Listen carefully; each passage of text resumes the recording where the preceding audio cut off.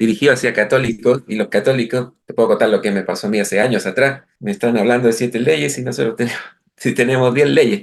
¿Cómo podemos explicar esta dicotomía? ¿Ahora me van a exigir menos leyes? Ok. Ok, lo primero es que mencionaste, parafraseando, que hay 10 leyes. Supongo te refieres al decálogo, que son lo que las personas llaman los 10 mandamientos, pero lo cierto es que esos 10 mandamientos fueron entregados al pueblo de Israel. ¿Por qué? Porque está escrito, simplemente. Se dieron en un contexto, se desarrollaron de una forma determinada. Esto está en Éxodo 19. Al final dice que Moisés le dice al pueblo, o al pueblo, el pueblo de Israel, recién salidos de Egipto. Y en el Sinai, Éxodo 20, ellos reciben este decálogo, estos 10 decálogos, 10 logos, es de dichos. Y así el pueblo de Israel reciben estos 10 dichos que comienzan, a propósito que veo que el conteo que tienes dice cuántos hay, 6 7. Sí. Realmente, por ejemplo, el primero del decálogo es, yo soy tu Dios que te sacó de la tierra de Egipto. Dios no sacó a los católicos de la tierra de Egipto. Por ejemplo, cuidarás el Shabbat, tal y tal cosa. Pero el Shabbat es algo característico, es una Oti Leolam, que es una señal entre Dios y Israel. Entonces, nuevamente, son una serie de conductas, de leyes que se le dieron a Israel. Nuevamente, en el Decálogo son 10 categorías, más que todo, de las cuales se desprenden muchas más leyes, al igual que las leyes no ágidas. Las personas cuando se refieren al decálogo se refieren a este evento el pacto que se hace a Israel en el Sinai, pero es que las personas deben recordar que antes había otro pacto, y esto lo trae en el libro de Génesis, en el capítulo 9 después del diluvio universal, así lo traen nuestras fuentes, es que Dios hace un pacto con la humanidad. ¿Quién es la humanidad? Noé, Noé y sus hijos.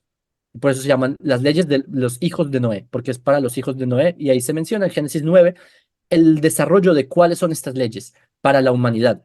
Es por eso que el pacto noágida es básicamente lo que le dio Dios, un pacto para los siglos de los siglos. Génesis 9, versículo 12.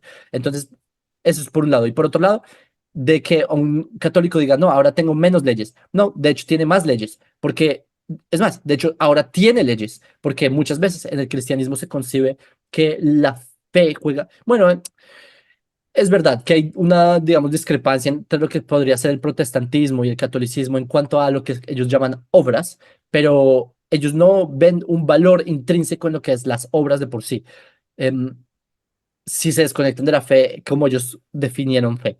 Pero en las leyes noajias es un sistema legislativo que de por sí es el sistema. Entonces, esta sería otra gran diferencia. Por ejemplo, aquí honrarás a tu padre y a tu madre. Me parece que no podemos encontrarlo claramente establecido en las 7 leyes. ¿Eh? Em, Correcto, no están ahí, pero hay discusiones rabínicas en donde se traen, por ejemplo, y esto, ya que en tu página has tenido historiadores de una alta talla, Ujú. históricamente hubo un lugar que se encontró, esto lo investigó Solomon Schechter, que fue la Genizá del Cairo. La Genizá del Cairo, para los que quieran conocer un poco en el judaísmo, nosotros no desechamos textos judíos. Si hay un texto que tiene el nombre de Dios, un versículo de la Torá, no lo botamos a la basura. ¿Por qué? Porque no se puede botar a la basura el nombre de Dios. Entonces lo ponemos en un lugar que se llama la Genizá. Genizá es como una zona en la que se guarda eso y luego se toman todo lo que pusimos en la Genizá y se entierra, por ejemplo, para que esté en la tierra y se le da respeto. Resulta que en Egipto, desde el siglo, se estima que el 9, hay quienes dicen 8, hubo una Genizá en una sinagoga llamada Benesra y ahí guardaron manuscritos y cosas que simplemente como en un ático. Ahí era la Genizá, la lanzaban a un ático y ahí quedó por siglos. Y esto fue descubierto, me parece, en el siglo XIX. Y entre esos manuscritos hay varios desarrollos sobre las leyes noajidas. Hay una carta a mano de uno de los grandes Geonim, que fue un sabio de Israel llamado Shmuel ben Hofni Gaon, que él escribe en un listado de las leyes no ágidas, como te dije, es un desglose, donde él trae 30 leyes no ágidas o leyes para los hijos de Noé, y entre estas trae el respeto a los padres. Entonces, sí, las leyes, también el respeto a los padres es algo que recae en el no ágida, por un lado. Por otro lado, cuando en el pueblo de Israel nosotros aprendemos las leyes, para respetar a los padres. De hecho, en el Talmud, estas leyes se aprenden de un no judío. Hay una historia que trae el Talmud de que un no judío, vinieron los sacerdotes, se perdió la piedra unas de las piedras del pectoral del gran sacerdote y había un no judío que vendía esta piedra, fueron de él, querían comprarle la piedra, pero para llegar a la piedra tenía que despertar a su padre que estaba dormido encima de donde estaba la llave para traerla. Entonces, este no judío, él decide no despertar a su padre por respetar a su padre. Y luego este no judío es recompensado que nace en su granja una vaca roja, que es mucho más valiosa que una piedra. Entonces, de aquí aprendemos que de los no judíos, aprendemos los judíos las leyes para honrar a los padres. Es decir, que incluso el judaísmo tiene esta inspiración de la legislación de cómo honrar a los padres por medio de los noágidas. Claro, se puede ver que es un tema bastante largo y complejo. En el canal de Jacob existe unas playlists que pueden darle mucho más detalles de todo este tema. Y quería ir de nuevo también al tema de lo que lo que acerca al catolicismo con el noajísmo. Y por ejemplo, en el catecismo de católico se habla de la idolatría y se menciona y se trae, eh, se cita básicamente al llamado Antiguo Testamento, como puede ver, Salmos, Daniel, en fin, y dice, condena el politeísmo, exige al hombre no creer en otros dioses que el Dios verdadero. Entonces ahí me forma la duda, ¿por qué si la condena es tan grande a la idolatría, por qué a veces no se puede conversar, por lo menos en este punto, en común, de una forma más cercana? ¿Cuál es tu opinión, Sí. Jacob? Ok. Volviendo a Maimónides, él menciona que no se puede conversar porque no hay un punto en común, es con el Islam, ya que el Islam, ellos dicen que la Torah fue corrompida por los judíos y todo este cuento. Pero precisamente ahí Maimónides mismo escribe, teológicamente, sí puede haber un diálogo con lo que es las personas que tienen las ideas del cristianismo, porque sí hay un punto en común que es muy grande y es, como ahí lo mencionas, lo que ellos llaman Antiguo Testamento, es la Biblia hebrea, el Tanaj, nosotros no lo vemos como algo antiguo, pero No, entonces ese es el punto en común donde en verdad se puede crear esta base en común. No obstante, es verdad que las lecturas, como se le da en la religión occidental versus al judaísmo, son muy distintas. En este caso concreto, ellos no conciben como, o sea, conciben que la idolatría es no adorar a otros ídolos, ta, ta, ta. Pero es que en el judaísmo la idolatría es, como te mencioné, limitar a Dios. Y en el momento en que uno afirma que un ser humano era un Dios, entonces en ese momento estás haciendo idolatría, porque nosotros no tenemos esa idea de que un ser humano haya sido un dios. Entonces ese sería como el punto, digamos, donde más convergemos en el tema de la idolatría. Obviamente ellos estarán de acuerdo que no hay que tener politeísmo y creer en Zeus y estos cuentos. Eso ya la humanidad creo que pasó esa etapa. Pero lo que sí la humanidad aún le cuesta concebir es el hecho de que eh, el personaje principal del cristianismo no haya podido ser una deidad. ¿Cómo es posible? Y esto es porque toman lo que es el Nuevo Testamento, pero con la lectura, o sea, cuando ellos miran, analizan el Antiguo Testamento, lo hacen con unos lentes cristológicos, es decir, con una lectura que ya está implícito el Nuevo Testamento para ver el Antiguo. Pero nosotros los judíos hace- pedimos borrón y cuenta nueva, analice el antiguo y verá que el nuevo no encaja. Simplemente son posturas diametralmente distintas que fueron desarrollos de creencias en gran parte greco-romanas y por el estilo. Entonces, ese es mi pero de punto. una u otra forma, la creencia, o sea, el judaísmo y el catolicismo ven desde el principio el anuncio de un Mashiach, de un Mesías. No, porque en el catolicismo ellos creen que el Mesías ya llegó, uno. Dos, la definición que ellos tienen de Mesías es distinta a la definición que tiene el judaísmo, que la que tiene el judaísmo es con una lectura de los profetas y todo esto. o por lo menos una lectura distinta ahí en su idioma original, pero esos son los dos puntos de donde incluso los términos llevan a conclusiones distintas. Y esto ocurre mucho entre el cristianismo digamos, la lectura del judaísmo con la del cristianismo, es que en el judaísmo los términos que utilizamos puede que sean similares a los del cristianismo. Por ejemplo, la palabra Satán. El Satán para el cristianismo es un dios a la inversa, es como un ente malo, mientras que para el judaísmo no, para el judaísmo el Satán es algo que está subordinado a Dios, no es rebelde ni nada de estas cosas.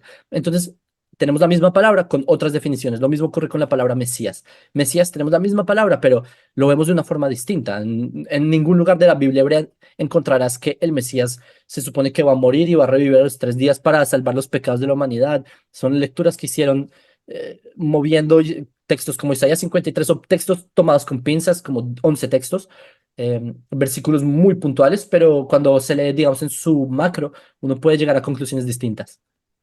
Pero por lo menos ambos están esperando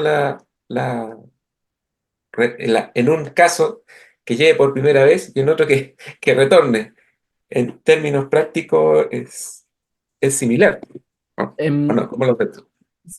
En términos de que debe llegar, estamos a la expectativa de algo, sí, en términos de qué va a ocurrir cuando llegue y todo esto, es muy distinto. Es distinto desde por qué va a llegar, para qué llega, porque como toda la base, como te mencioné, el judaísmo ve al Mesías como un em, personaje político. La aspiración que nosotros tenemos de la llegada del Mesías es una aspiración política.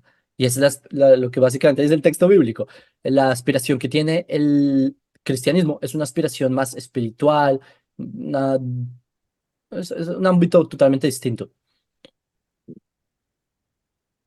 Que paréntesis, no digo que en el judaísmo tampoco esperemos a un cambio espiritual grande y todo esto. Simplemente digo que es un enfoque, una cosmovisión distinta.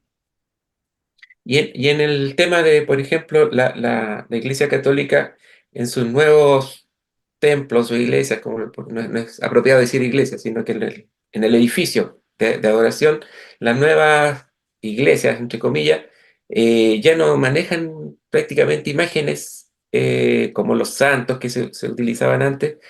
Eh, ¿Qué me puedes hablar tú o opinar acerca del concepto de santo, de santidad? Porque yo sé que tiene otra connotación para el judaísmo. Correcto. Sí, correcto. La palabra santo, así la traducen, y está bien. Lo que kadosh más o menos significaría es como separado. Algo separado es algo kadosh, que es la palabra en hebreo. Entonces, yo entiendo que los católicos no consideran que esos muñecos de yeso sean dioses. Obviamente, ¿no? Cuando ellos tienen cierta veneración o lo que sea, o se postren ante estos, no creen que ese es Dios mismo. No, nadie está en esa esfera hoy en día. Pero Sí. sí, el hecho de que pueda representar ciertas limitaciones de lo que es Dios o ciertas extensiones de lo que es Dios. En el judaísmo no existe tal cosa. En el judaísmo algo kadosh es algo separado. Kadosh, por ejemplo, el hebreo nosotros decimos que es Leshon HaKodesh, la lengua santa. La lengua separada es una lengua distinta que para, yo, por ejemplo, así, nuevamente, es la misma palabra, pero como que en la connotación occidental, Kadosh es como algo santo, divino, algo, en el hebreo es algo separado, algo diferente, digamos. Yo me he notado que Esto, se ha hecho una perdón. mixtura entre el sadik y el santo en el catolicismo, por lo menos. Si nos pudiera Ah. explicar un poco más acerca del sadik. Ok, no sé en el catolicismo cómo se mueven con estos términos. En el judaísmo existe, son dos términos bastante distintos. Tzaddik viene de la palabra justicia y kadosh viene de la palabra, y santos, digamos, viene de la palabra kadosh, que es separado. Una persona gana su justicia por medio de hacer justicia, por medio de tener buenas acciones, por medio de esto, pero algo separado es algo que tiene simplemente una connotación psicológica distinta frente a lo que es la postura del judaísmo. Pero no es que creamos que es algo de venerar o algo de, no sé, algo de tener, que sí, que tiene un estatus psicológico para el ser humano distinto y que tiene implicaciones tanto legislativas como teoréticas distintas, sí, pero no soy consciente que se le lleve a un estatus de divinidad y todo esto.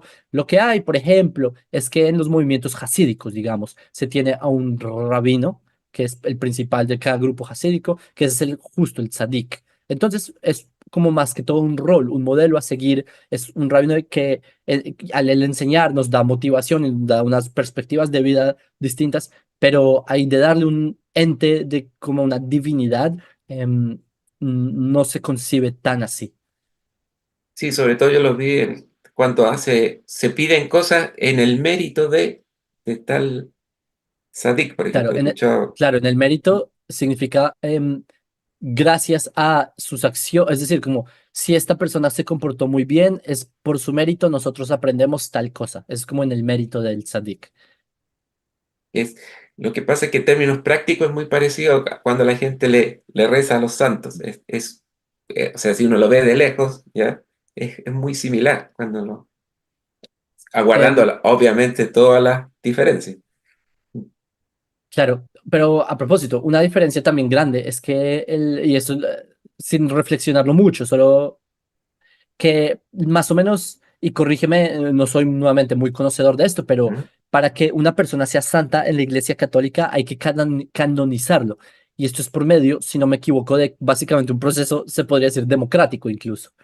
Pero en el judaísmo no es así. En el Claro, y judaísmo prácticamente, hacer una demostración de que hizo milagros en vida y, y tuvo una correcta vida. claro. Pero la pregunta es, ¿quién decide que una persona sea santa o no en el catolicismo? El clero. En el Claro, judaísmo, lo que le da el estatus a una persona de ser un tzadik o ser un justo y todo esto, de ser un kadosh, un tzadik, es el pueblo. Esa es una diferencia grande.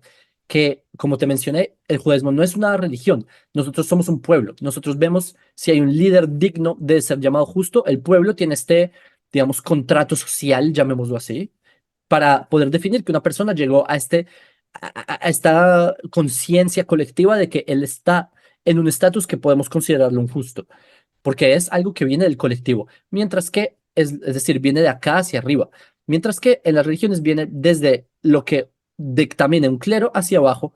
La religión occidental básicamente es así, el catolicismo, básicamente, que son las decisiones papales, son lo que se define en los catecismos, que se hace así. En el judaísmo es justamente la tradición y lo que ha traído todo el pueblo judío a lo largo de su historia, que se dictaminó en discusiones rabínicas, y estas son las que se difunden entre los sabios de Israel, entre el pueblo judío, perdón.